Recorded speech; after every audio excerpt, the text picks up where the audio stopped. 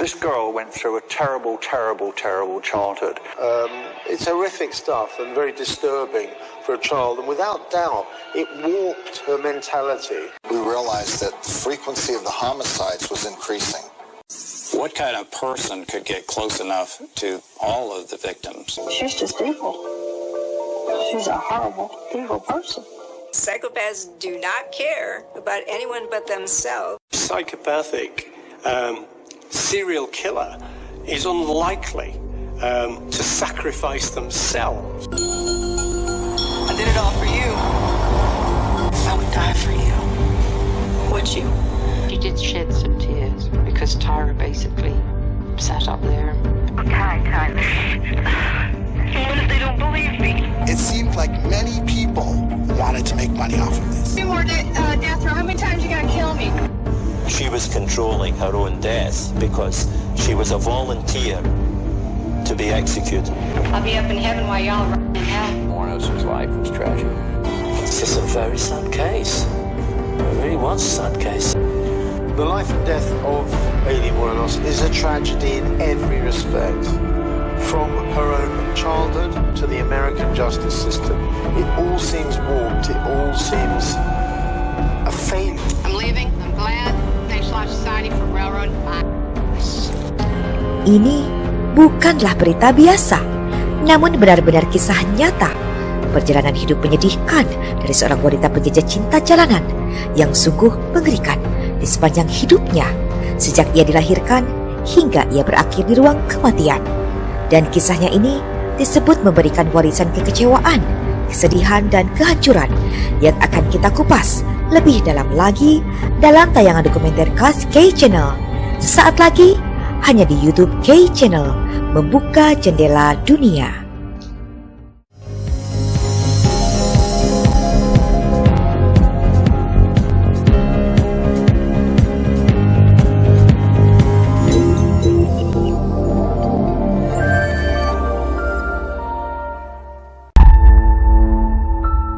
Ini adalah kisah nyata tentang perjalanan hidup yang tidak diinginkan oleh siapapun mengalaminya.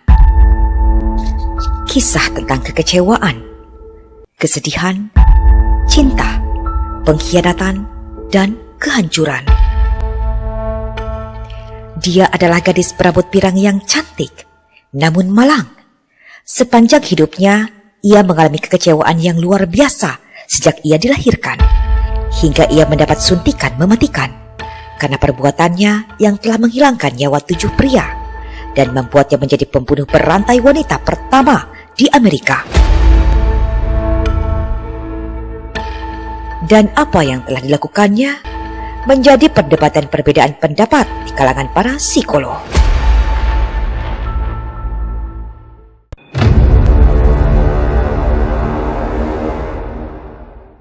Hi, my name is Stephanie Poser from Perth, Western Australia. You are now watching the famous documentary K-Channel from Indonesia. Hari ini polisi menemukan sebuah mobil yang sengaja ditinggalkan. Tetapi plat nomor mobil tersebut telah dilucuti dan telah dibersihkan. Sementara pemiliknya hilang. Tetapi polisi tidak lantas menganggap hal itu sebagai kasus besar. Karena Florida adalah daerah yang menjadi magnet bagi para wisatawan yang ingin berlibur sementara waktu, khususnya pantai di Daytona yang terkenal, sehingga banyak orang yang datang dari seluruh dunia untuk tinggal sementara, dan mereka akan pergi kapanpun sesuai keinginannya.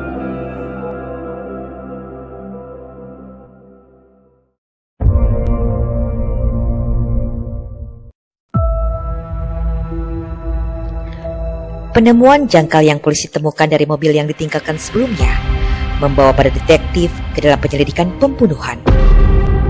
Saat mereka menemukan mayat yang membusuk yang berjarak 5 miles dari lokasi mobil tersebut yang ditemukan. Mayat tersebut berhasil diidentifikasi polisi. Korban tersebut bernama Richard Mallory, seorang tukang listrik dengan status pernikahannya yang sudah bercerai.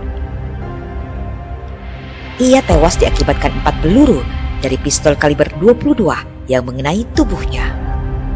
Tetapi polisi tidak punya banyak hal untuk dilakukan, karena mereka tidak dapat menemukan bukti petunjuk apapun yang mengarah pada si pelaku. Kasus ini pun menjadi kasus yang tidak terpecahkan. Kemudian ditemukan lagi pembunuhan lainnya dalam 3 bulan.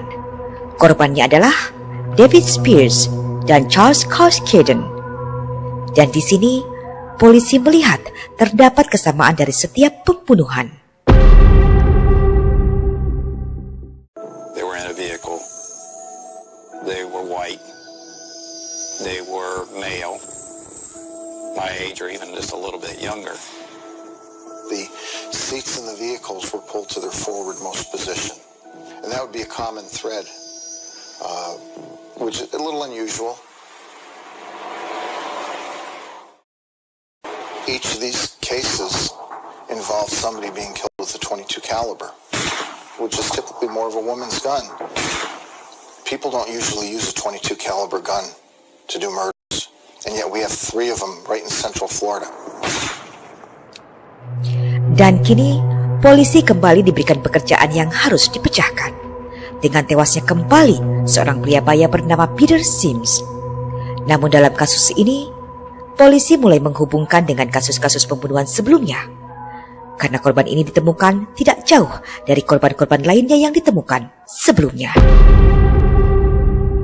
Di saat polisi sedang berusaha memecahkan kasus tersebut, seorang pensiunan kepala polisi bernama Charles Humphreys sedang dalam perjalanan pulang pada istrinya, tetapi ia tidak berhasil pulang ke rumahnya karena ia ditemukan tewas. Kali ini polisi yakin bahwa mereka sedang berhadapan dengan seorang pembunuh berantai.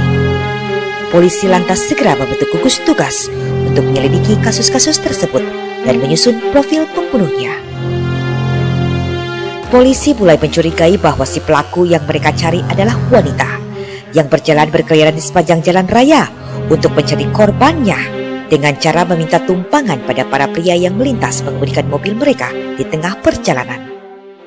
What kind of person could get close enough to all of the victims to perpetuate this crime? Investigators to speculate that it might be a murder by a prostitute or someone that was out commissioning for forged sales. Where there were some partial nudity of the victim, plus there were some evidence of discarded condoms. There was no other documented female serial killers that we could think of. You wonder, how do they act as compared to a male serial killer? Tetapi polisi masih juga belum menemukan bukti petunjuk apapun di TKP yang mengarah pada pelaku. Karena rupanya si pelaku begitu teliti menghilangkan semua bukti petunjuk dan membersihkan semua yang mungkin akan mengarah padanya. The individual that was committing this crime was very methodical as far as trying to wipe down all the evidence that they knew possible that may lead the crime scene back to them. Normally with a body dump you have some other evidence there. In this particular case there was none. It appeared to me that someone had gone to great lengths to try and hide the identity of the decedent. Dan mobil yang telah diambil dari korban bernama Peter Sims ditemukan di tempat lain yang tampaknya menjadi petunjuk penting pertama yang akan didapatkan polisi. Karena dalam mobil tersebut, polisi menemukan tetesan darah dari bekas telapak tangan yang terdapat di pegangan pintu mobil tersebut. We felt there could be a very good connection here between Peter Sims' vehicle and the other homicides that were occurring. Other cars had been wiped clean, other vehicles had their license plates removed, and every other vehicle had the seat pulled forward. Analis laboratorium kriminal Merv Stevens berteori bahwa si pelaku telah menyentuh dahinya yang berdarah, lalu meraih sandaran tangan untuk membuka pintu mobil. Lalu polisi kembali menemukan bukti-bukti petunjuk penting lainnya, yakni laporan saksi mata dari penduduk setempat yang berada di dekat mobil tersebut pada hari kecelakaan itu terjadi, dan kemudian mobil itu ditinggalkan begitu saja. Saksi mata mengatakan bahwa mereka melihat 2 wanita keluar dari mobil tersebut, dan mereka melihat 2 wanita itu membersihkan tangannya dari darah. Kini polisi memiliki satu pertanyaan. Apakah saat ini mereka berhadapan dengan 2 pembunuh berantai?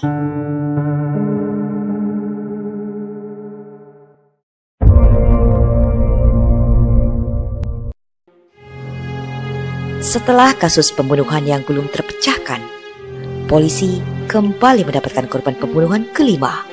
Korbannya adalah Troy Burns.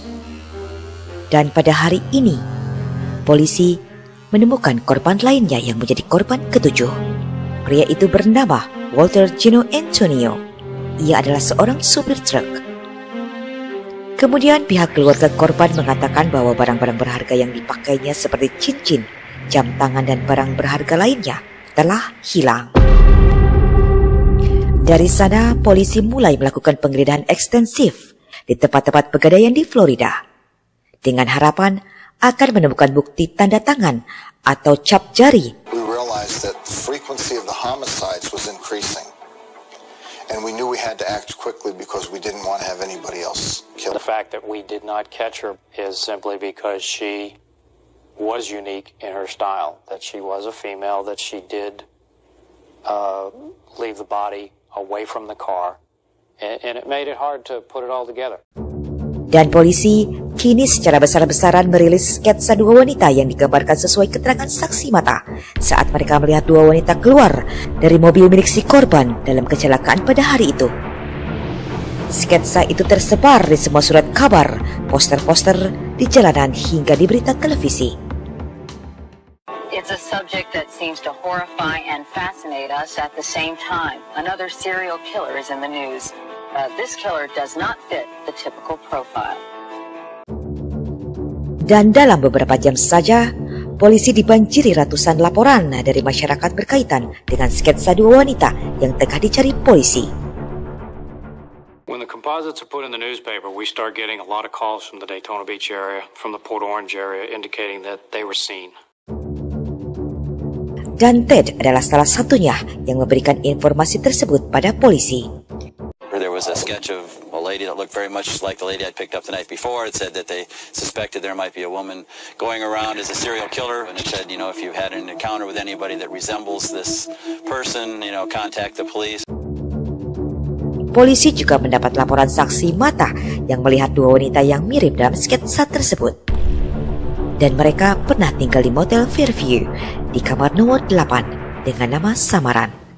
Police received more than 500 tips, and one of those tips connects the fake ID of Cammie Green to a local motel and pawn shop. This cracked open the case, and the fingerprints became critical evidence. The search for Eileen Wuornos was on. Dan petunjuk penting yang menjadi terobosan bagi polisi ketika akhirnya polisi menemukan tempat pegadaian di mana barang-barang dari korban telah digadaikan, termasuk barang-barang yang diambil dari Richard Mallory. Dan surat pegadaian yang tertera cap jari menjadi kunci polisi untuk menemukan si pelaku. Akhirnya polisi menemukan kecocokan sidik jari tersebut dengan wanita berkulit putih bernama Eileen Wuornos. Di mana sebelumnya Eileen sempat ditangkap oleh polisi atas kepemilikan pistol 9 tembakan kaliber 22. Kemudian sejumlah petugas polisi yang menyamar dikerahkan untuk menemukan dan mengawasi tersangka di berbagai area di Daytona, Florida, dan membawa polisi ke sebuah bar Last Resort, sebuah bar yang menjadi tempat yang sering dikunjungi para pengendara motor. Namun di bar ini, polisi tidak melihat dua wanita yang mereka cari. Lalu polisi mendapati informasi bahwa ternyata dua wanita itu telah berpisah. Dan pada suatu malam, polisi menemukan seorang wanita yang sesuai dengan deskripsi. Ia tengah duduk minum di meja bar. Setelah polisi merasa yakin bahwa wanita itu adalah tersangka yang mereka cari, polisi pun segera menangkap wanita tersebut yang bernama Eileen Wuornos.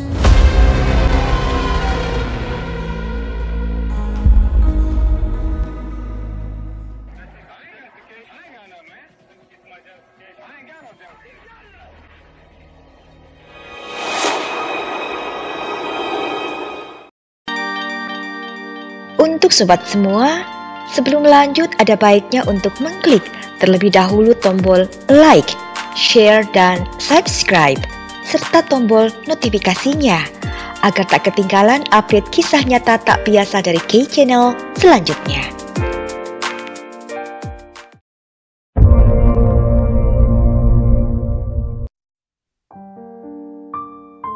Diane Wuornos, seorang gadis yang masih remaja, melahirkan seorang bayi perempuan cantik yang dinamai Eileen Carol Pittman. Eileen lahir pada 29 Februari 1956 di Rochester, Michigan, 26 miles sebelah utara Detroit. Sepertinya sejak ia dilahirkan kehidupannya penuh kekecewaan. Orang tuanya Diane dan Leo Arthur Pittman mengalami pernikahan yang penuh kekerasan. Mereka kawin lari pada bulan Januari 1954 ketika Diane masih berusia 14 tahun. Ayah dan ibunya Diane tidak menyetujui hubungan mereka karena Diane masih terlalu muda dan peringatan Leo yang sangat buruk. Tetapi akhirnya Diane dan Leo tetap menikah. Kemudian Diane dan Leo memiliki anak pertama mereka, seorang anak laki-laki yang lahir pada bulan Maret 1955 yang mereka beri nama Keith. Sang ayah Leo kemudian ditangkap karena melakukan berbagai kejahatan kecil. Tetapi untuk menghindari dari hukuman penjara, ia diizinkan untuk mendaftar di tentara dan meninggalkan rumah. Sementara Diane melarikan diri dalam keadaan hamil. Dan 7 bulan kemudian, ia melahirkan bayi cantik yang diberi nama Eileen. Diane tried to struggle along with 2 young children on her own for a while, but ultimately ran home to mum and dad. Setelah Diane merasa tak sanggup lagi merawat 2 anaknya, ia kemudian meninggalkan Keith dan Eileen dan tidak pernah kembali. Eileen yang belum pernah bertemu dengan ayahnya, rupanya ia tidak akan bertemu lagi dengan ayahnya. Karena saat Eileen berusia 10 tahun, ayahnya dihukum penjara karena bersalah telah melakukan perbuatan terkutuk terhadap seorang gadis berusia 7 tahun. Lalu pada tahun 1969, ia mengakhiri hidupnya di sel penjara Kansas. Eileen Wuornos would never know her father. He was a handyman, but he was also a child molester, and he left home before she was even born. He was convicted of raping a 7-year-old girl, and he ended his own life by hanging himself in prison with a bedsheet. Orang tua Diane, Lori, dan Brida Wuornos akhirnya mengadopsi cucu mereka, Keith dan Eileen, dan membesarkan mereka beserta anak-anaknya yang lain, seorang putra bernama Beverly dan seorang putri bernama Lori di Michigan. Kakeknya adalah seorang peminum keras dan seorang pemarah. Dan Eileen menjadi korban sang kakek yang sering memukulinya dan meneriakkan kata-kata tak pantas pada cucunya sendiri yang telah berstatus sebagai anaknya. My dad was very strict. We would get spankings with a belt, with our pants down, to discipline us. He never did anything to the neighborhood kids, but to them. I mean, he was always mean to Eileen and Keith, always. Eileen tumbuh menjadi seorang gadis kecil yang cantik dengan rambut pirang dan mata coklat yang indah. Tetapi penampilannya yang bagai malaikat kecil itu tidak bisa menutupi kemarahannya yang meledak-ledak. Kemarahan Eileen yang meledak-ledak itu ia lampiaskan di sekolah. Eileen kerap berulah, seperti membakar tisu toilet di sekolah. Berseteru dengan teman-teman di sekolahnya, hingga neneknya sering dipanggil ke sekolah. She suffered from explosive temper tantrums that came out of nowhere. And she would just blow up with no provocation. Well, needless to say, other children didn't respond well to this. They were somewhat afraid of her. Teman terdekat Eileen adalah kakaknya, Keith. Mereka berdua memiliki ikatan yang sangat kuat terhadap satu sama lain. Tetapi kedekatan mereka menjadi tidak wajar ketika Eileen berusia 10 tahun dan kakaknya Keith bereksperimen melakukan secara fisik hubungan dewasa satu sama lain. She did have sex with Keith. Apparently it was consensual, and this did happen on several occasions, and yes, one of the neighborhood boys witnessed it. At the time, I didn't really know it was wrong, what they were doing, you know, and yeah, they had sex. Eileen seemed quite happy and willing participant in those activities. Pada usia 11 tahun, Eileen mulai tertarik pada anak lelaki lain di lingkungannya. dan ia sering menyelinap keluar dari rumah untuk berkumpul dengan mereka, hingga melakukan hubungan yang tidak pantas dengan salah satu dari teman-temannya. Dan di usia yang sangat belia, Aileen mulai memanfaatkan kecantikannya dan tubuhnya sebagai ladang bisnis untuk menghasilkan uang dari anak laki-laki yang ingin berhubungan dengannya dan memberi imbalan sejumlah uang. When she realized that sex, which wasn't such a big deal to her, could earn her money, then she quickly turned it into a little business. She used the money to buy drugs and beer, to try to buy friends. When they first said she's a prostitute, I thought, what the hell's a prostitute? And then she'd come back with all this money and say, oh, okay. All the boys knew that they would have sex in one way or another with her. They treated her with no respect. Eileen told me that she first got into prostitution when she was around 13, and she would do it for cigarettes or beer.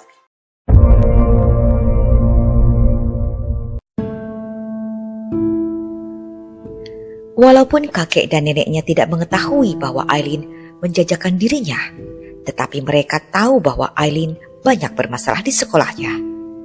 Sang kakek yang temperamen dan Aileen juga yang pemarah. Mereka sering terlibat percekcokan yang semakin intens. Terkadang, untuk menghindari kemarahan kakeknya, Aileen kabur dari rumah dan ditemani oleh kakaknya, Keith.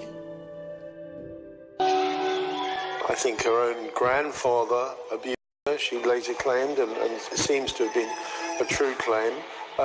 And he even sort of rented out to other friends of his to have sex with. And this is all under the age of 14. It's horrific stuff and very disturbing for a child. And without doubt, it warped her mentality. It made her lose track with any moral compass whatsoever, and possibly with reality, because her life was horrendous. Di usia yang masih belia, Aileen memang telah berhubungan tak pantas dengan banyak anak laki-laki. Tetapi kali ini, ia dinodai secara paksa oleh seorang lelaki tua, hingga pada usia 14 tahun ini, ia hamil. This was an older man they called Chief at the time. I don't know who Chief was. I just remember them talking about it. He was like 60-some years old. He did have kids all over, teenagers, to party at his house because it made him feel important. Well, she must have got drunk one night and all the kids had to be home ready for school the next day. Mengetahui hal itu, kakek dan neneknya segera mengirim Aileen yang sedang mengandung 6 bulan ke rumah persalinan khusus bagi para calon ibu yang tidak menikah untuk melahirkan bayinya. Aileen melahirkan bayi laki-laki yang rupanya telah disiapkan oleh kakek dan neneknya untuk diberikan pada orang lain untuk diadopsi. She could never have raised a child. It was not the adoption that she objected to. It was the child being taken without her seeing it, without her having anybody even to talk with her about it. After they sent her away to have the baby and she came back home, that's when it was real bad. She ran away immediately, I think, and was caught by authorities, sent to juvenile home for a while. Dan di tahun yang sama, nenek Aileen menderita sakit parah hingga akhirnya meninggal dunia. Saat itu, sang kakek yang menyebut sampah pada 2 kakak beradik itu mengusir mereka dari rumahnya. Dan di saat itulah puncak dari segala kekecewaan, kepedihan, dan kebencian Aileen yang menumpuk dalam dirinya. Dan pada saat itu, Aileen dan Keith meninggalkan rumah di waktu yang sama. Keith lantas menumpang tinggal di rumah temannya yang masih berada di lingkungan sekitar. Sementara Aileen, ia harus berjuang sendirian. Dan menggunakan satu-satunya cara yang dia tahu untuk bisa bertahan hidup di saat usianya menginjak 15 tahun.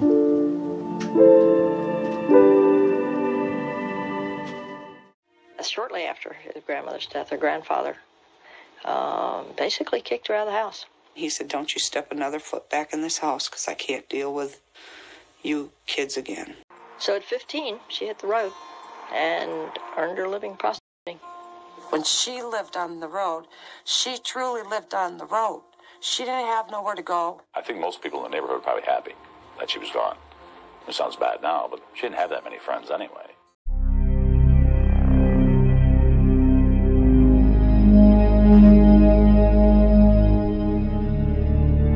Pada saat ini, Irene benar-benar menjadi pengembara. Irene sungguh tinggal di jalanan. Terkadang ia harus menginap di tengah hutan. Dan sesekali, ia menumpang menginap di rumah seorang teman yang ia kenal dan pindah menumpang menginap di rumah orang lainnya lagi. Ia terus mengembara berjalan menuju ke wilayah barat tanpa tujuan. She was really just wandering, drifting aimlessly from staying with one person to staying with another, you know, kind of hippie life, if you will. It was really like an extended version of the Lost Weekend. Drug, booze, hitchhiking, partying. Selama 5 tahun, Irene berkeliling ke seluruh negeri dan akhirnya ia berada di Colorado. Pada usia 18 tahun, ia menumpang pada pelanggan yang menyebutnya di jalan raya di daerah Michigan menuju Colorado. Dan disinilah ia mulai menetap sementara. Dan di sini, ia memperdagangkan penampilannya di dunia gelap yang berbahaya. Karena itulah satu-satunya cara yang ia bisa untuk menafkahi dirinya sendiri. In her mind, that was the best she could do. That's what she was good at. That's what she could earn a living at. That was all she could earn a living at. She didn't wear the leather skirts and the mini skirts and the stiletto heels. She wore shorts and t-shirts.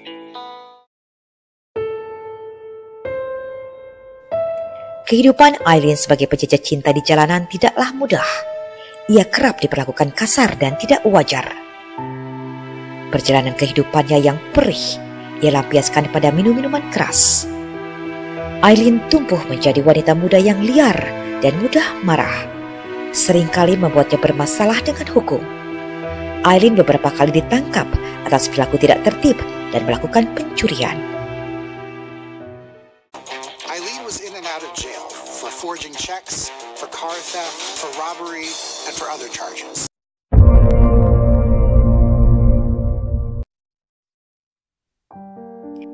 Akhirnya pada tahun 1976, dia menetap di pantai Daytona, Florida, yang ia rasa akan membuat hidupnya terasa nyaman dan bisa tidur di atas pasir di pinggir pantai dengan tenang tanpa harus merasakan kakinya kedinginan seperti yang ia rasakan saat tidur di dalam hutan.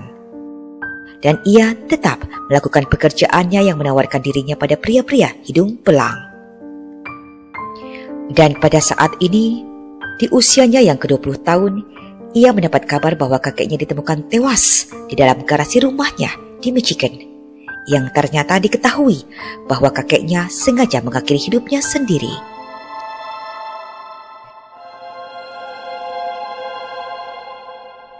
Kemudian sesuatu yang menakjubkan terjadi pada Aileen saat ia memutuskan pindah ke Florida yang memiliki iklim yang lebih hangat. Tiba-tiba Aileen menikah dengan seorang pria berusia 70 tahun bernama Louis Vail. Aileen bertemu Louis ketika Aileen sedang berdiri di pinggir jalan mencari pelanggan yang mau membeli jasanya. There, she met a multimillionaire named Louis Gratz Fell. He was 69 and she was just 20. I got a letter from her when she married that old man. That was so funny. She married him so she wouldn't have to be on the road is all. He was pretty well off, and perhaps it was her best chance of some kind of normal life because he was spending money on her, but she was not able to curtail those outbursts and to behave like a normal person. Tetapi pernikahan itu hanya bertahan selama 9 minggu saja. Louis mengajukan gugatan cerai karena Aileen melakukan KDRT dengan memukulnya menggunakan tongkat ketika Louis berhati memberinya uang. She could have done okay with him, except she was abusive to him. That was sad. Poor old guy. Picks up a prostitute. She He's got a lot of money and he asked to marry her, but she hit him with a cane. Eileen pawned the diamond ring, and Louis Fell disappeared. Dan di saat perceraiannya itu, Eileen dihadapkan pada masa sulit. Ia terpukul saat kakak laki-lakinya, Keith, meninggal dunia. Keith meninggal karena kanker tenggorokan. She loved Keith a lot. She was, of course, devastated. He was her ally, and for all the fighting that went on between them, he stood by her. He was loyal to her. Eileen menenggelamkan rasa kesedihannya pada minum-minuman yang memabukkan dan kembali ke jalanan untuk menjejakkan dirinya mencari pelanggan. Ia naik turun dari mobil-mobil pelanggannya dimanapun ia bisa. Pada usia 22 tahun, Eileen merasa tidak tahan lagi dengan kehidupannya yang terasa sangat sulit. Pada suatu sore, ia mengambil pistol kaliber 22 dan melepaskan pelatuknya pada dirinya sendiri di bagian perut. Namun ia kemudian dilarikan ke rumah sakit dan berhasil selamat. Dan ternyata dokter mengetahui bahwa itu bukanlah pertama kalinya dilakukan oleh Eileen yang mencoba mengakhiri hidupnya. Walau Eileen sembuh dari lukanya, tetapi ia harus menjalankan konseling psikologis.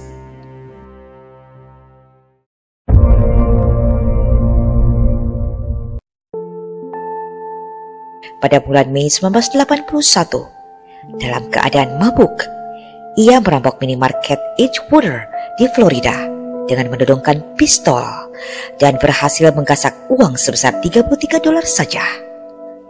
Akibat aksi kejahatannya itu, ia ditangkap dan Eileen mengaku bersalah dengan membubuhkan sidik jarinya.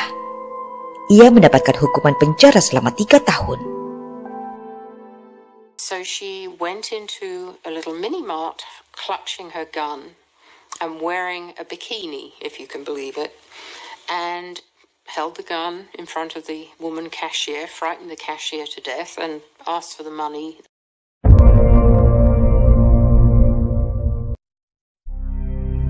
Pada tahun ini, Eileen dibebaskan. Wanita berusia 27 tahun itu kemudian kembali ke kehidupan gelapnya, mabuk-mabukan dan kembali ke jalanan mencari tumpangan para calon pelanggannya dan kerap keluar masuk penjara. Dan inilah kehidupan yang tidak seorang pun ingin menjalaninya. Eileen benar-benar berjuang bertahan hidup sendirian. Ia tidak hanya putus asa akan hidupnya yang ia jalani, tetapi juga dalam menjalin hubungan dengan pria. Ia tidak pernah merasa memiliki kekasih pria yang benar-benar menyayanginya, karena mereka akan pergi begitu saja meninggalkan Eileen. She had this feeling that any relationship with a man was not going to last. That something was going to happen, they were going to drop her or dump her, whatever.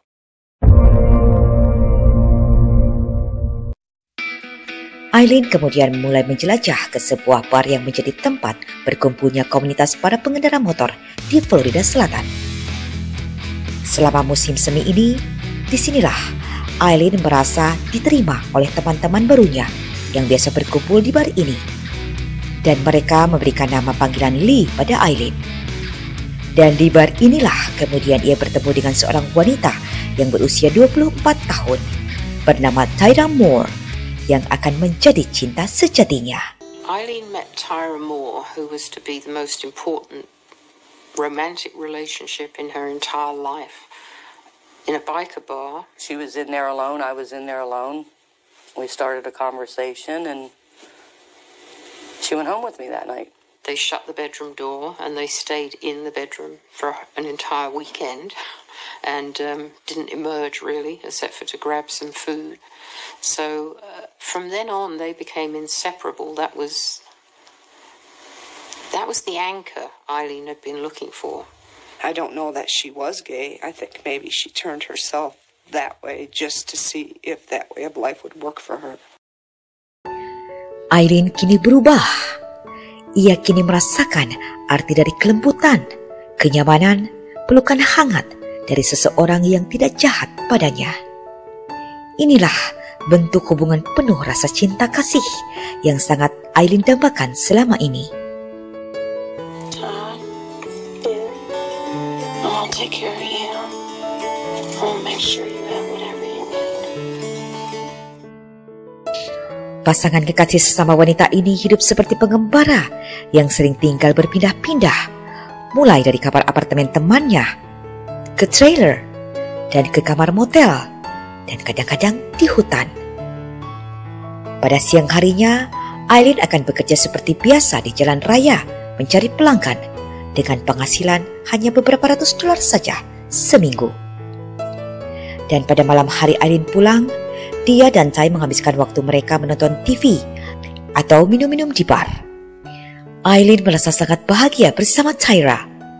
Ia juga merasa senang bisa menafkahinya dan memberikannya tempat tinggal untuk mereka hidup bersama. Dan pada usia 33 tahun inilah, Aileen Wuornos akhirnya menemukan hubungan yang selalu ia dambakan, dan dia rela melakukan apapun demi menjaga hubungannya dengan Tyra.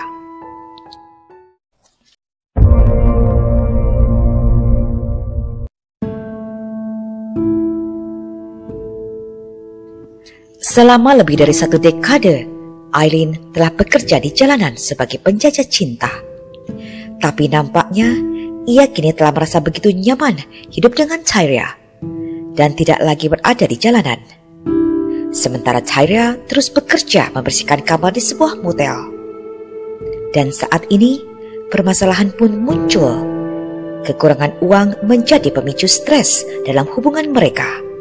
Tyra mengancam akan meninggalkan Aileen. Sementara Aileen, ia ingin selalu ada Tyra di sampingnya. It seemed like I was all she had. And I felt if I left, she wouldn't have anything. She really felt under threat, big time, that Tyra might leave her and that she would be all on her own again. And she couldn't allow that to happen. Karena begitu besarnya cinta Aileen pada Tyra, akhirnya Aileen kembali ke kehidupan lamanya, turun ke jalan mencari pelanggan demi dapat menafkahi dan membahagiakan Tyra. Once I found out she was prostituting, I tried everything I could to have her stop doing that. Because for one, it's not safe. And that I did care about her. But she never gave it up. Aileen is so desperate in her life to be loved by somebody. Nobody's ever unconditionally loved her back, and she was just trying to hold on to that.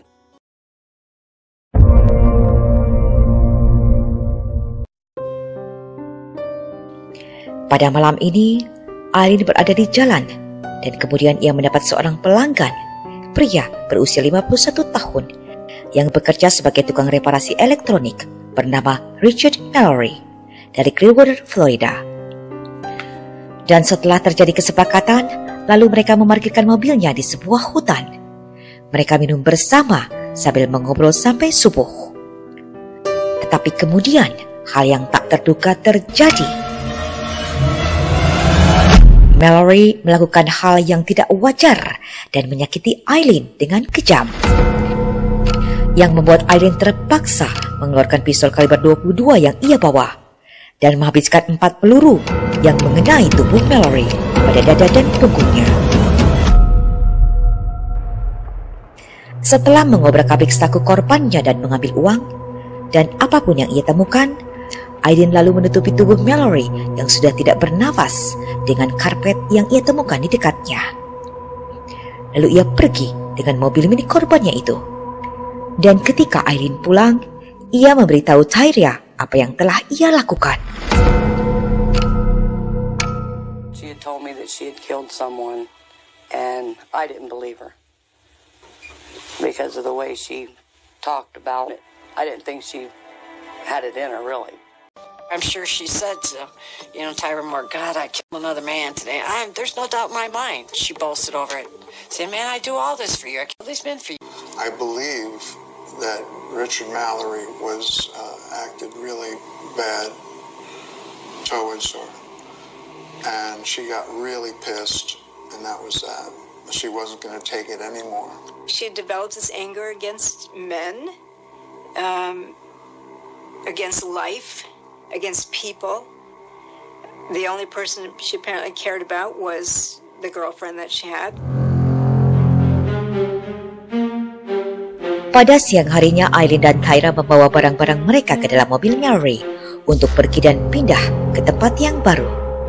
Lalu Eileen segera membersihkan mobil Mallory agar tidak ditemukan sidik jarinya sebelum ia membuang mobil itu. Would go home with these bills of money and wave them at Tyra and say, look, now I can pay the rent. Look, now we can party. Everything's going to be all right. Eileen always wanted to provide and take care of Ty. Keesokan harinya, polisi menemukan mobil Mallory dan 2 minggu kemudian mayatnya ditemukan.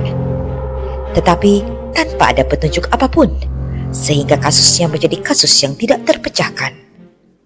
Her mode of operation was to get a guy to pull over with the promise of sex for money. Then she wanted him to buy some beer and go into a wooded area. Then she shoots him multiple times with a .22 caliber gun and robs him of his money and his vehicle.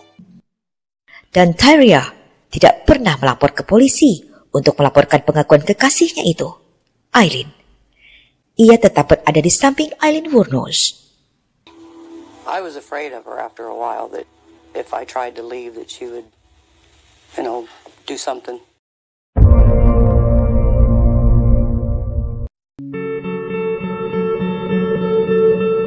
Enam bulan kemudian, Eileen kembali turun ke jalan yang pada saat itu ia telah membuat seorang pria menjadi korbannya. Pria itu bernama David Spears, berusia 43 tahun. Ia adalah seorang pekerja konstruksi dari Sarasota, Florida. Eileen melepaskan peluru yang mengenai tubuh David Spears setelah Eileen merasa dirinya terancam tatkala Eileen menemukan sebuah benda yang dianggapnya tidak wajar di bak truknya. Ketika David meminta Eileen untuk berhubungan fisik dewasa di atas bak tersebut, Eileen merasa yakin bahwa pria itu akan melakukan hal buruk lagi terhadapnya, sehingga ia merasa perlu untuk melakukan pembelaan diri. Thinking you can do whatever you want to do with us, but not me, not anymore. Now, if you're a client just treating her with respect as such, and you're treating her gently, and she's given the client, she's in control. She knows what he wants, he knows what he wants, but there are men, and certainly the ones that she killed, that went beyond that deal. They broke that deal. They wanted more. They wanted to treat her like trash. They wanted her to slip off. They wanted to punch her and do terrible things to her when they were alone in a car. They wanted to treat that woman like dirt. All her memories of her youth and childhood came back to her. And she was defenseless against these men without some sort of weapon. And in her bag, she carried a revolver. And that point came when eventually she said, I can't deal with this anymore. Stop it, stop it. And then she shot them.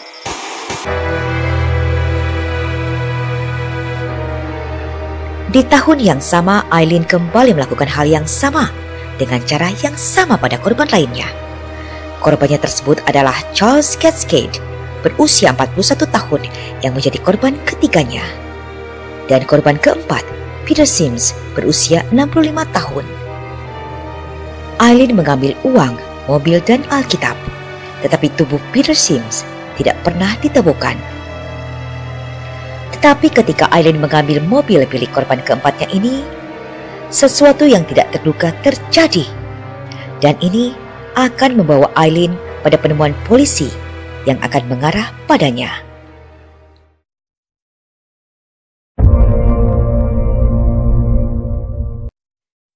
Pada siang itu, Eileen membiarkan Tyra mengemudikan mobil milik korbannya, Peter Sims.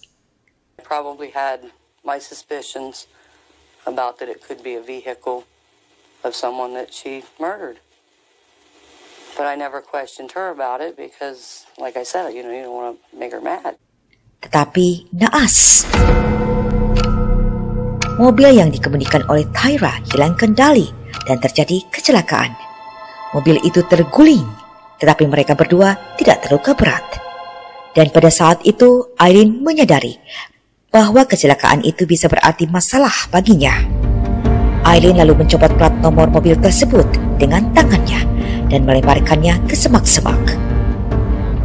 Karena Aileen begitu panik, disinilah dengan tidak sengaja ia meninggalkan jejak sidik jarinya pada pegangan pintu mobil, yang kemudian ditemukan oleh polisi, di mana sidik jari tersebut telah terdapat pada file polisi dari sebelumnya saat Aileen sempat ditahan, sehingga menemukan kecocokan. Aileen dan Tyra kemudian segera pergi meninggalkan tempat itu dan kembali ke pantai Daytona dengan menumpang ke sebuah mobil yang melintas. Polisi kemudian mengetahui bahwa mobil itu terdaftar atas nama Peter Sims yang telah dilaporkan hilang 3 minggu sebelumnya, tetapi polisi tidak dapat melacaknya. Namun polisi mendapatkan petunjuk melalui keterangan dari saksi mata yang berada di tempat kejadian mobil kecelakaan, yang mengatakan bahwa orang yang berada dalam mobil tersebut adalah 2 orang wanita, sehingga polisi berhasil membuat sketsa tentang 2 wanita yang dicarinya, dan sketsa tersebut muncul di surat kabar. Aileen was leaving the scene without doing much to avoid detection. She was not sophisticated at hiding her trap. 5 bulan berikutnya polisi masih belum berhasil mendapatkan 2 wanita yang mereka cari.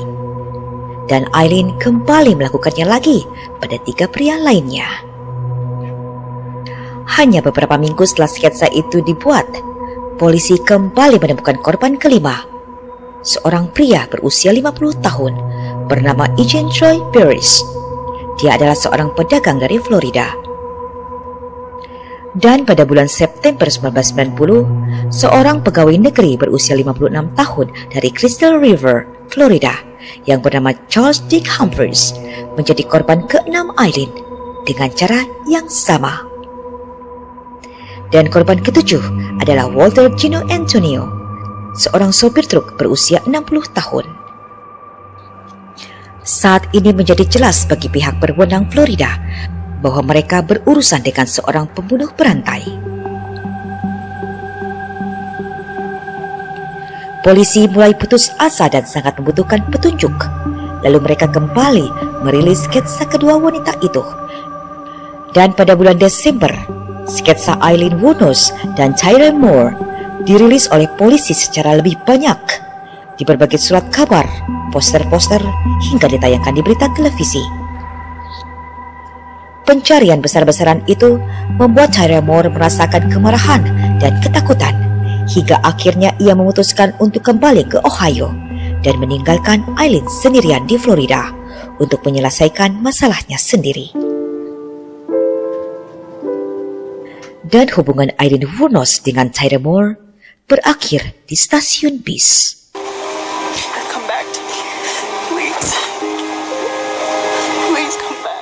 I knew I had nothing to do with any of this, and I had to leave. It's like I have to get away from her. You know, she's not going to ruin my life. Her girlfriend could not really deal with life herself. Aileen Wuornos cold-heartedly killed these men because of prostitution over another woman and kill that many men and take their cars and jewelry and money. Man, that's got to be a powerful love. Kepergian Tyra telah membuat Aileen putus asa. Karena bagi Aileen, Tyra adalah cinta sejatinya. I did it all for you. Please come back.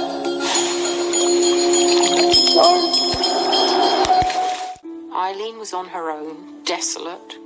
She didn't know the game was up, but she was out of steam, she was out of money, she was out of energy, she was out of strength, she was heartbroken because Tyra had left her. Saat Aileen larut dalam kesedihannya karena ditinggalkan Tyra, sementara polisi telah menemukan terobosan baru. Mereka mendapatkan bukti sidik jari Aileen di tempat pegadaian yang cocok dengan sidik jari di mobil korban.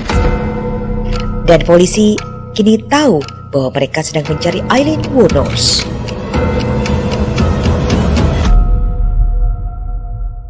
Their description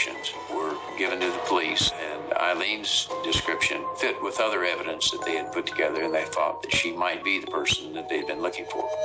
Polisi mengikuti Aileen selama 2 hari, lalu mereka pun segera bergerak. She used to come in with a girlfriend Ty. They'd come in for a few beers, hang out for a little while, and take a leave. And the next day, they'd come back in, and they'd be gone for a few days, and just like anybody else. Akhirnya pada hari ini di sebuah bar The Last Resort di dekat pantai Daytona yang sering didatangi oleh Aileen, polisi berhasil menangkap Aileen Wuornos. Dari bulan November 1989 hingga November 1990, Aileen Wuornos telah mengakhiri 7 pria di sepanjang jalan raya di Florida Tengah. Dan kini ia berada dalam tahanan. Tetapi polisi tidak dapat terus menahannya sampai polisi menemukan bukti kuat atas keterlibatan Aileen sebagai pelaku dalam kasus tersebut. Hingga akhirnya polisi segera melacak dan menemukan kekasihnya Tyra Moore yang kini tengah berada di Pennsylvania. Tyra Moore mengaku bahwa ia mengetahui setidaknya 1 pembunuhan tersebut. Namun jaksa penuntut memutuskan untuk tidak menuntut Tyra atas kejahatan apapun. Tetapi hal itu akan Tyra dapatkan jika Tyra membantu polisi untuk menjebak mantan kekasihnya, Aileen Wuornos.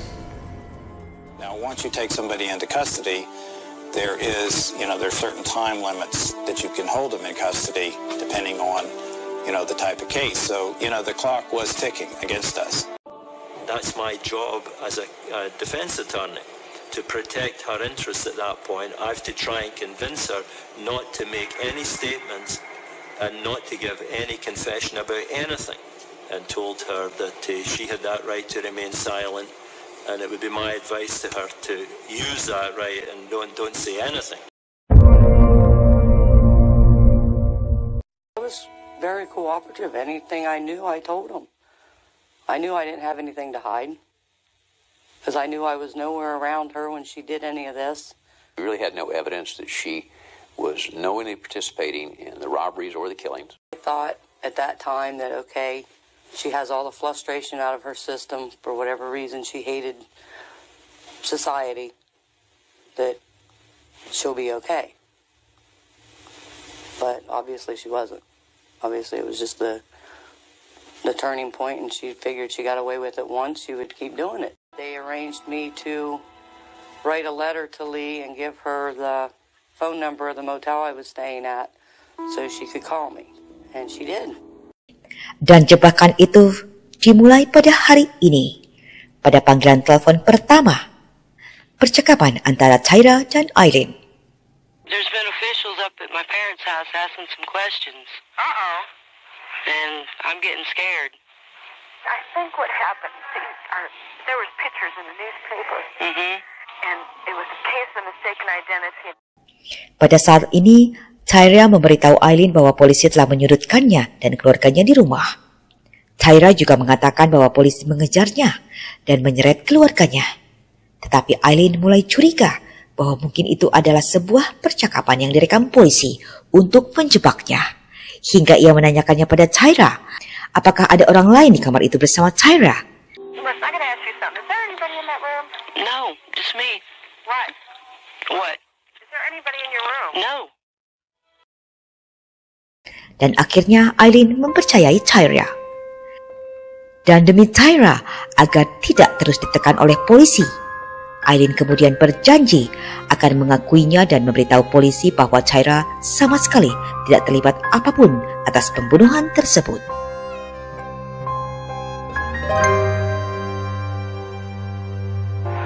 If I have to confess everything just to keep you from getting in trouble, I will. So don't worry, okay? Okay. I love you. Tyria is afraid that she's going to get busted, so Aileen eventually says, I'll confess to everything to protect you. Eileen, of course, exonerated her, and it's one of the reasons Eileen.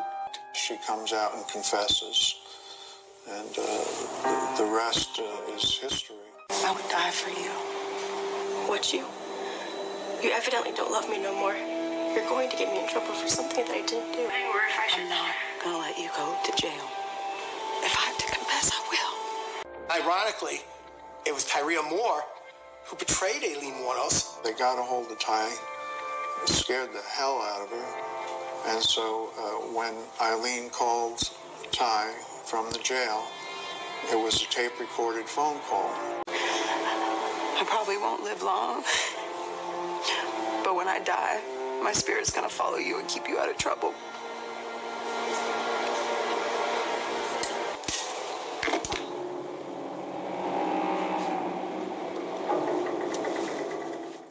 Tyra was the one that shocked him.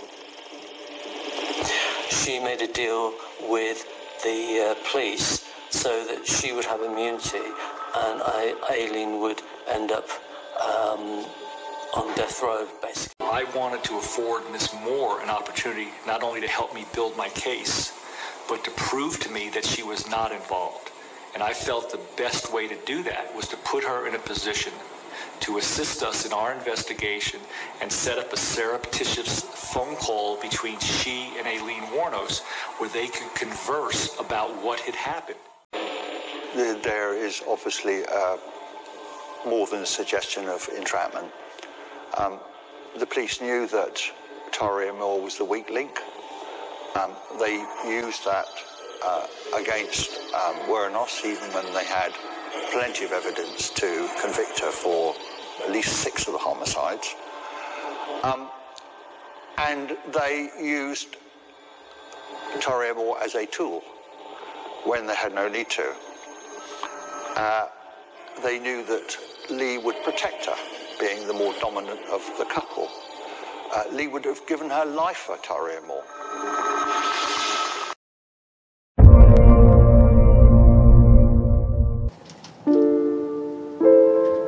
2 hari kemudian, Aileen mengambil tindakan sendiri dengan mengakui semua perbuatannya, serta mengatakan bahwa Tyria Moore sama sekali tidak bersalah. Selama lebih dari 3 jam, Aileen duduk di ruangan dalam pengakuan dosanya yang ia sampaikan pada penyidik sambil merokok, sambil sesekali tertawa dan menangis, menceritakan kisahnya untuk melindungi kekasih hatinya, Tyria Moore.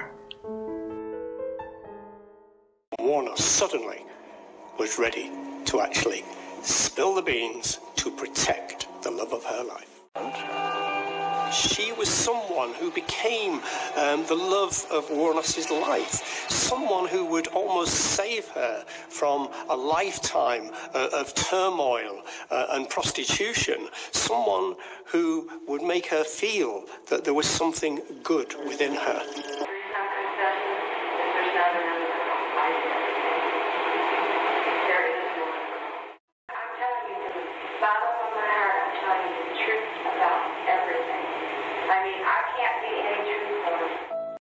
Her total focus was on her friend and protecting her friend.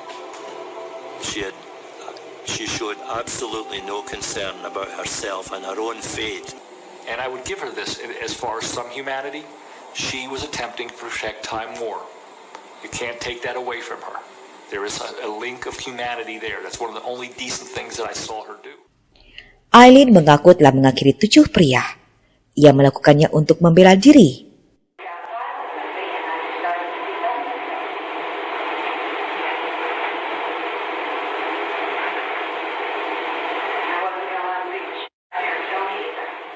Aileen was a predator just like any other serial killer. She was out there to take lives for her own personal gain.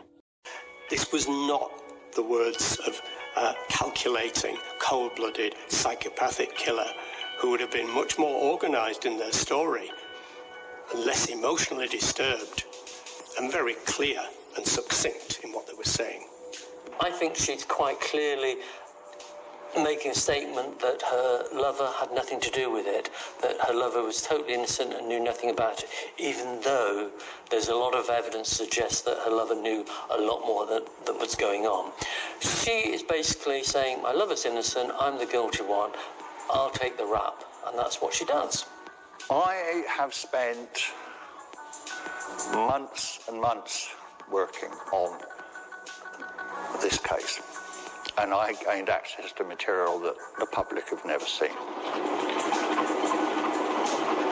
I I know for a fact that Tyria Moore was present when at least one of those murders was committed.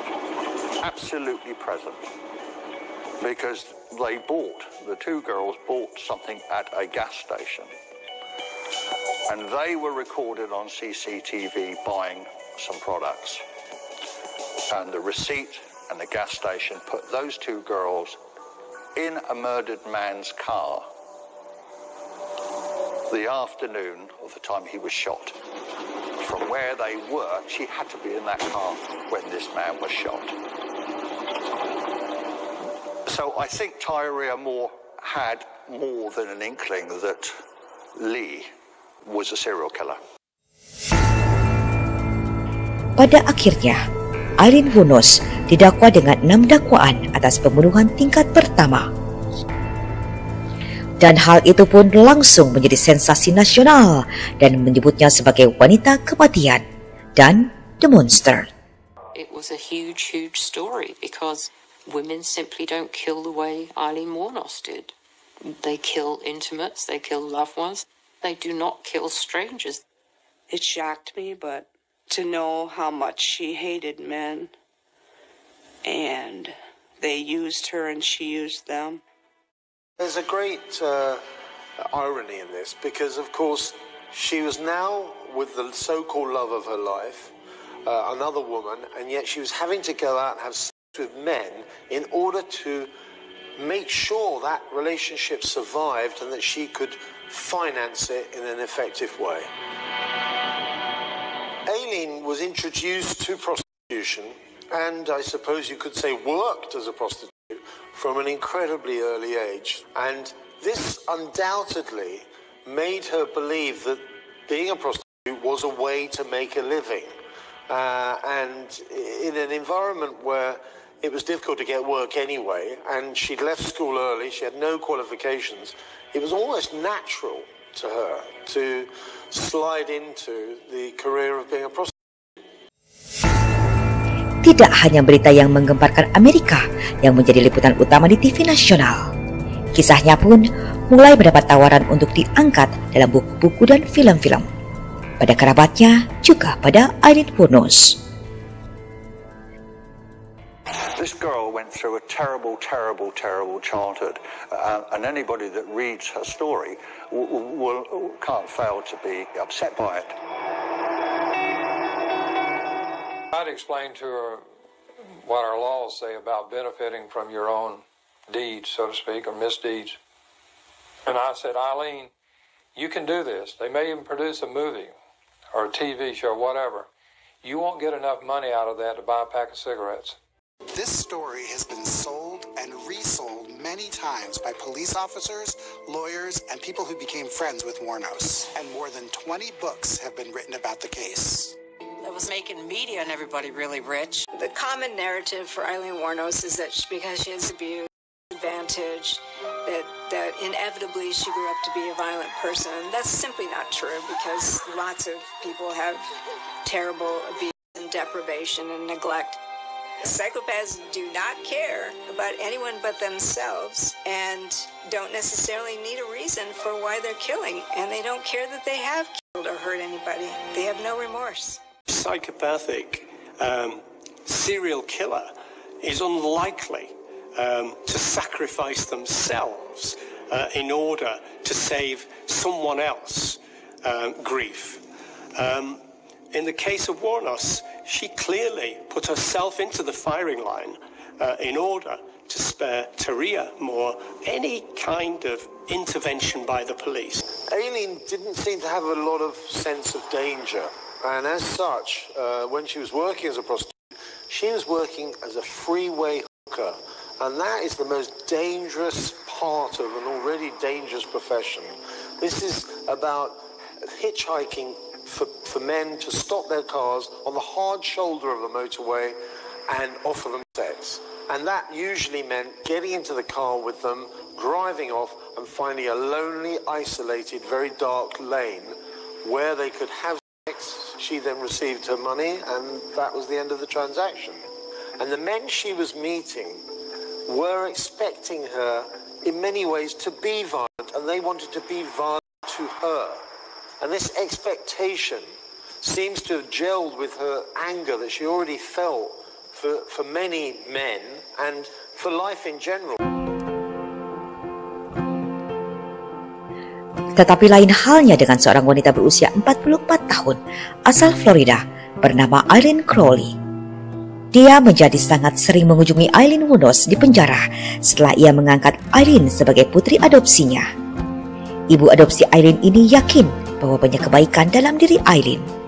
My husband and I saw her picture in the paper down here and we just felt compelled from God to reach out to her. We didn't care about guilt or innocence. She was unable to visit because of the fact that you had to be a relation to the person in jail. So I said to her, if you adopt Lee, you will be her mother and you'll be getting visits. Dan pada 7 November 1991, Eileen Crowley dan suaminya secara sah mengadopsi Eileen Wuornos. Dan hubungan Eileen dengan ibu adopsinya menjadi sangat dekat. Tetapi ada hal yang sedikit mengganggu pembela umum Eileen. Eileen would refuse to cooperate with me or refuse to communicate at all unless I had some contact with Arlene.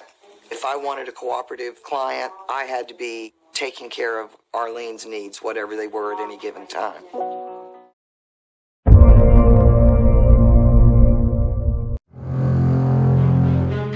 Satu tahun setelah penangkapannya, Eileen Wuornos mulai diadili di Volusia County, Florida atas pembunuhan Richard Mallory. Dan Eileen menyatakan bahwa perbuatannya tersebut ia lakukan sebagai tindakan bela diri. She was a national figure, and there was national media that would converge on like the first day of her appearance in court. Because the concept of a female serial killer was so rare, many people involved in the case looked for a way to cash in. They would hire agents and they would try and negotiate book deals, movie deals, interviews with tabloid media. It seemed like many people wanted to make money off of this. Eileen's story turned into a media. The media had breakfast, lunch, and dinner with this story. Apparently, there'd never been a female serial killer, and somebody called her a female serial killer, America's first one.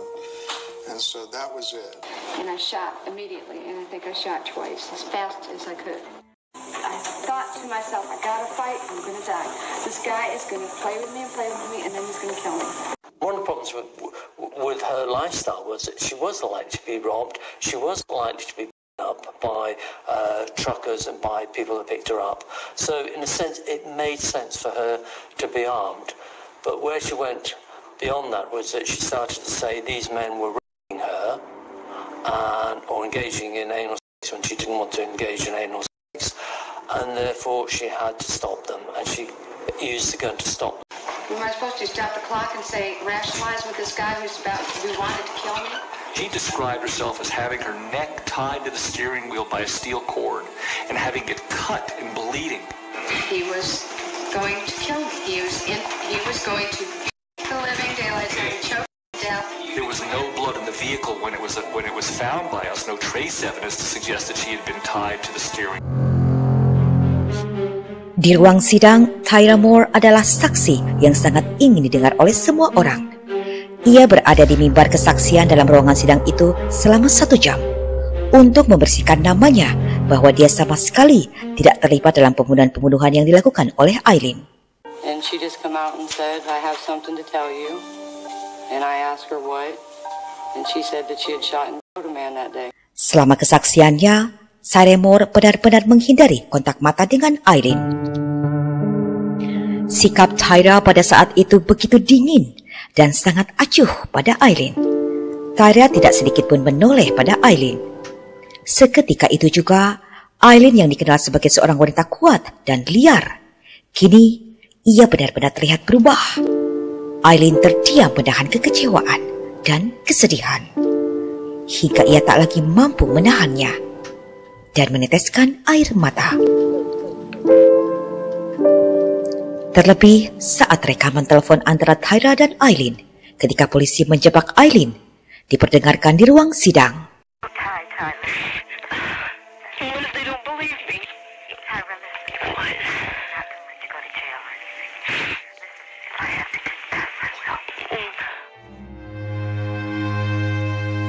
Aileen sungguh terkejut. Ia menangis dan terus menangis, merasakan kekecewaannya yang luar biasa dari pengkhianatan yang dilakukan oleh kekasihnya sendiri, wanita yang benar-benar ia cintai dan rela melakukan apapun untuknya. She did shed some tears because Tyra basically sat up there and betrayed her. I knew I was doing the right thing. The one thing I am sorry about that is I never did go to the police after the first one, because maybe the other 6 would still be alive.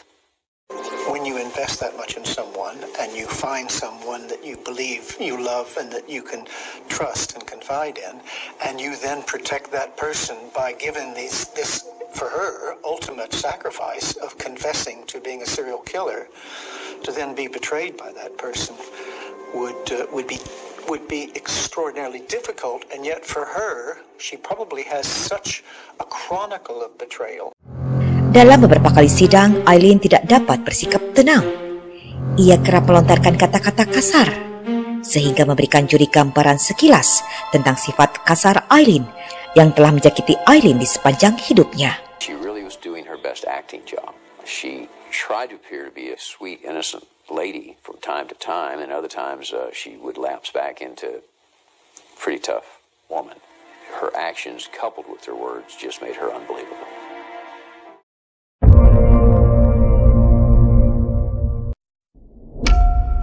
Setelah mempertimbangkan kurang dari 2 jam, juri kembali dengan putusan mereka.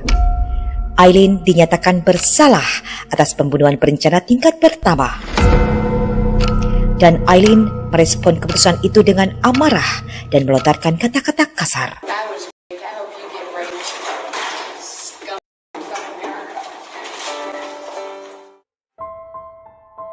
Lalu keesokan harinya, para ahli pembela bersaksi bahwa Aileen tidak menderita penyakit mental yang dikenal sebagai gangguan kepribadian ambang, dan oleh karena itu nyawanya harus dihindarkan. One diagnosis was borderline personality disorder, another antisocial personality disorder. There was some hint that perhaps she had a delusional or even a schizotypal type of disorder. She was diagnosed as a psychopath with a distinct score on the psychopathy checklist. The psychopathy checklist is a diagnostic instrument, the highest score being 40. If you fall within 30 to 40, you're diagnosed as a psychopath. She had a score of 32. That's fairly high for a female. That puts her right in the range of psychopathy. My conclusion was that this woman was extremely mentally unstable, that she was not competent because she was suffering a profound delusional disorder. I think it is to do with revenge in terms of how she was treated, because she did have opportunities not to carry out those killings. Many female serial killers, especially the ones that use a knife, like the English killer Joan Dennehy, hated men with a passion. She loved blood. This cannot be said of Lee Wuornos, not at all. She was social in bars, she enjoyed bikers' company. As I said, she's been with 200 men, and most of them said that she was very fair and straight with them and very good fun and everything else. She didn't hate men. This is a picture of her that's been painted over decades, and many decades, that she's a hater of men. It is completely and utterly untrue. What she didn't like was the fact that she, as a young child, up to the age of about 11 or 12, she was abused. And so I think that when these men started to abuse her in the cars, all this came flooding back. And she killed 6 or 7 men by shooting them. And that sounds very plausible until you look at the post-mortem and you find that instead of just one shot, she was shooting 6 or 7 shots at a time, basically emptying the gun on the victim. Overkill. And in many ways that was indicative of the anger that she felt when she'd been abused by yet another male. And it was very much a male abuse she was suffering from. She saw her sex work as a means of supporting her and her lover, but she also was getting abused by these men. Now, whether they actually did abuse her or or whether that was her perception of abuse is uncertain, but clearly she went overboard and she men 6-7 times, way beyond any self-defense. And at the same time get revenge on society for what society's allowed to happen to her as a child. But she's also is multifactorial because she's driven by the need for money. She's driven by the need to look after her lover, as well as dealing with the perception of the abuse that she's getting from these men. So several factors running at the same time, and that's what makes it quite interesting, but also quite complex case. Tapi tampaknya hal itu tidak mempengaruhi para juri. Hingga pada tanggal 31 Januari 1992, Aileen Wuornos dijatuhi hukuman mati.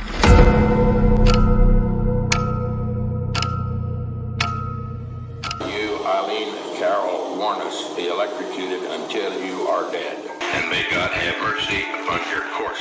When the jury advised us that they were recommending to the judge that Aileen Wuornos should be put to death, I felt it was justified. I was fine with it.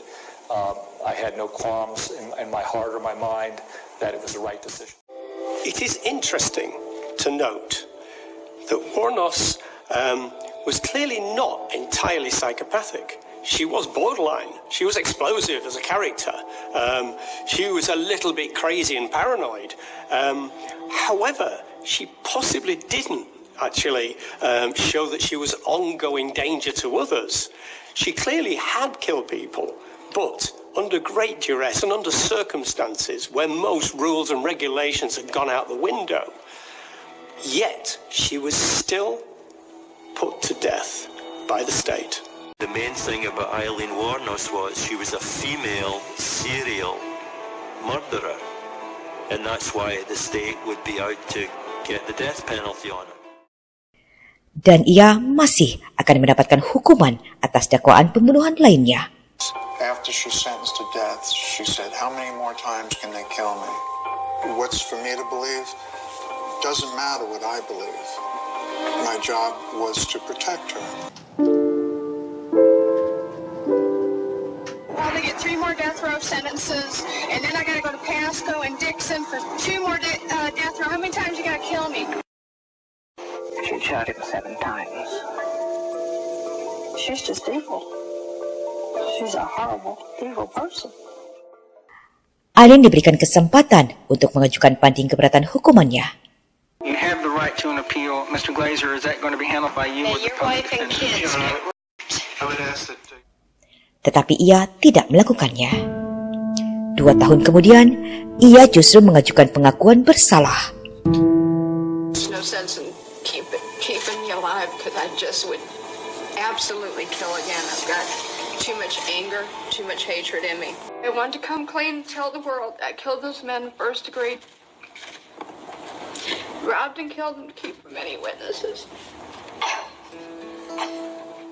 She does admit, finally, that she did it because she was tired of men.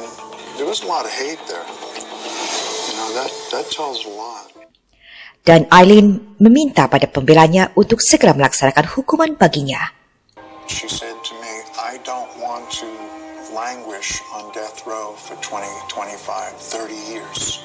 I want to go home to God." Aileen found Jesus and said to herself, "It's time to come clean." Aileen menyatakan dengan tegas bahwa ia telah menemukan Tuhan. Meskipun Aileen mendesak untuk segera dieksekusi, tetapi dia harus menunggu permohonan hukuman mati sementaranya otomatis telah habis. Dan selama waktu ini, ia habiskan waktunya membaca Alkitab dan melukis dengan memakai tinta biru. I know what her good side was, that she believed in God, believed in the Lord, and she was going to heaven. She lived and breathed with her Bible, because in the Bible were the answers to her questions, how do you get to God?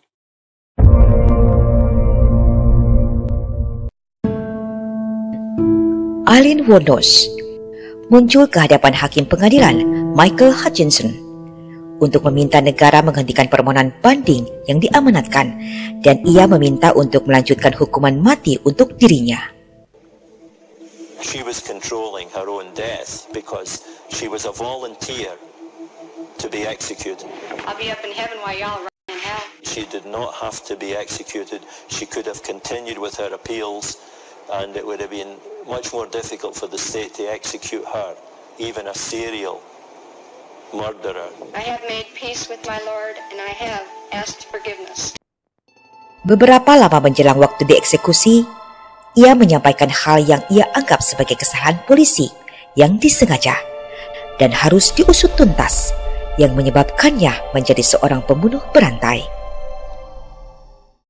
It's 7 counts of first-degree murder, 7 counts of robbery. But there's something else that needs to be told. And they need to investigate. Even if I'm dead and gone, they need to find out about. I think the cops knew who I was and let me become a serial killer.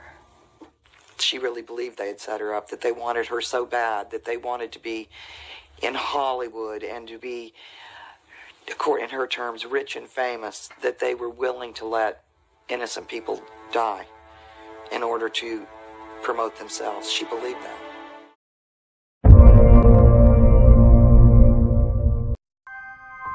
Akhirnya pada hari ini, Mahkamah Agung Florida mengabulkan permintaan Aileen Wuornos untuk mengakhiri bandingnya dan menjadwalkan eksekusinya pada bulan Oktober 2002. Her agenda was that she wanted to die. She had expectations that she was going to come back to Earth and that she was going to have a very powerful role to play when she came back. With the exception of killing these people, her background was one of tremendous powerlessness and ineffectiveness and loss. And so, in essence, this whole delusion was the presumption of having a new life. And so she couldn't wait to get there. Menjelang waktu eksekusinya, Aileen menjadi lebih religius. Ia juga menulis surat atas pengakuannya yang penuh dosa dan banyak pelanggaran yang ia lakukan untuk dapat diampuni Tuhan. Tetapi dalam suratnya ini pun, Aileen menyalahkan keterlibatan dalam pembunuhan yang telah ia lakukan pada sebagian orang, dan khususnya pada kekasihnya, Tyra Moore. Dan berikut wawancara Aileen Wuornos sesaat sebelum ia dieksekusi. You know, at 9:30 tomorrow morning, are you prepared? I'm prepared. I'm all right with it. I'm okay. God is going to be there. Jesus Christ is going to be there. All the angels and everything. And, you know, whatever's on the beyond. I think it's going to be more like Star Trek, beaming me up into a space vehicle, man. Then I move on, recolonize to another planet or whatever. But it's whatever's the beyond. I know it's going to be good because I didn't do anything as wrong as they said. I did the right thing. And I saved a lot of people's butts from getting hurt and raped and killed too. Remember, let them know that I know that the cops knew who I was. After Richard Mallory died, I left prints everywhere and they covered it up. And let me kill the rest of those guys to turn me into a serial killer. I know they did. Because I was no professional serial killer or anything. Murderer or whatever you want to call it, you know. Did you know that they were surveilling me before I killed? And then I knew it? And that it was covered up? Did you know there was helicopters dropping down from the sky, deputy sheriff, with decoys picking me up 4 or 5 months before my arrest? It was covered up? Yeah. You killed 7 men. Yes, you did. And I'm asking you, what got you to kill the 7 men? And I'm telling you, because the cops let me keep killing them, Nick. Don't you get it? Not everybody is killing 7 people. So there must have been something in you that was getting you to do that. You are lost, Nick. Out of retaliation for taking my life like this and getting rich off it all these years in total pathological lying. Yeah, thanks a lot. I lost my life because of it. Couldn't even get a fair trial. Couldn't even get a fair investigation or nothing. Couldn't even have my appeals right. You sabotaged mass society and the cops and the system. The woman got executed. It was used for books and movies and shit.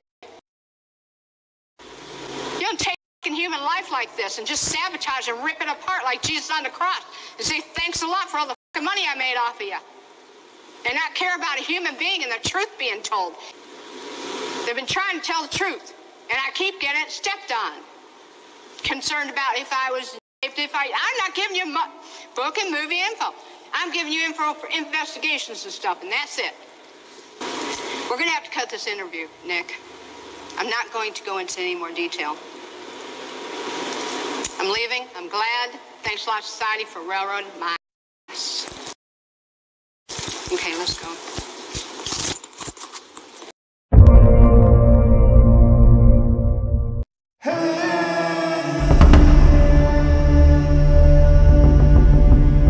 Pada hari ini, di usia Aileen ke-46 tahun, Aileen Wuornos berada di ruang kematiannya dan menerima suntikan mematikan. Karena pada bulan Oktober 2002, Undang-Undang Eksekusi di Florida telah berubah dan Aileen dihukum mati dengan suntikan mematikan. Kata-kata terakhir Aileen saat itu adalah, "Saya akan kembali seperti hari kemerdekaan bersama Yesus, seperti film kapal induk besar, dan aku akan kembali." I was there when Aileen was executed. I felt it was something I should do as having personally handled the case in the courtroom. She appeared perfectly calm and at peace. I played a role in putting her where she was, and I was relieved that she was relieved. Executing Aileen Wuornos, I can't see what purpose that served at all. Setelah dieksekusi, jasad Aileen dikremasi dan teman kecilnya, Don, membawa Abu Aileen kembali ke Michigan. She wanted me to spread her ashes right when I got home because she didn't want me to dwell on it. And her tree, look at it. She wanted me to spread her. It's shining up big, isn't it? It's incredible. Don Botkin's home in Michigan. There's people who had it just as bad as Eileen who did not kill anyone. So you got to ask the question, what kicked off in her head that turned her into a potential murderess? I'll never know. And I've studied the case, I've read everything, and I still don't know. Her legacy is a legacy of sorrow and brokenness. There are some families that will never recover from Aileen Wuornos. Wuornos' life was tragic. Some people have come from much worse circumstances and certainly not turned into what she became. So there's no excuse for what happened. I don't think Lee ever figured out why she couldn't make her life work. She knew it didn't work, but she never could figure out why. It makes me sad, and it makes me cry, and it makes me hurt. But then you think of the victims, and you think of those. They were uncles, and they were fathers, and they were people too. I think ultimately people have to pay for their crimes, even if the crimes and the magnitude of the crimes are beyond cost. I think to allow someone to live in the knowledge of what they've done, of that magnitude of depravity, is in itself an injustice. This is a very sad case. It really was a sad case. That you feel that in many ways it was almost inevitable. She was a very, very unstable character, but that was because of the very nature of her background. She'd been so abused for so often by so many different people. She had no real concept of what a normal relationship was. She had no real concept of what life is like for most people. She had a very bizarre perception of life from her background. And in many ways, she was very angry. In one of her last confessions, she blamed society and the community for her problems. And in many ways, they were. Society let her down over a long period of time. The life and death of Aileen Wuornos is a tragedy in every respect. From her own childhood to the American justice system, it all seems warped, it all seems a failure. It seems that the system or systems did not work in either respect. Bagaimana menurut Sobat K semua? Silahkan berbagi pendapatnya dengan sikap bijak ke dalam kolom komentar. Dan berikut sejumlah referensi dalam kisah nyata K Channel kali ini. Serta nantikan dokumenter kisah nyata lainnya yang berbeda hanya di YouTube K Channel, membuka jendela dunia.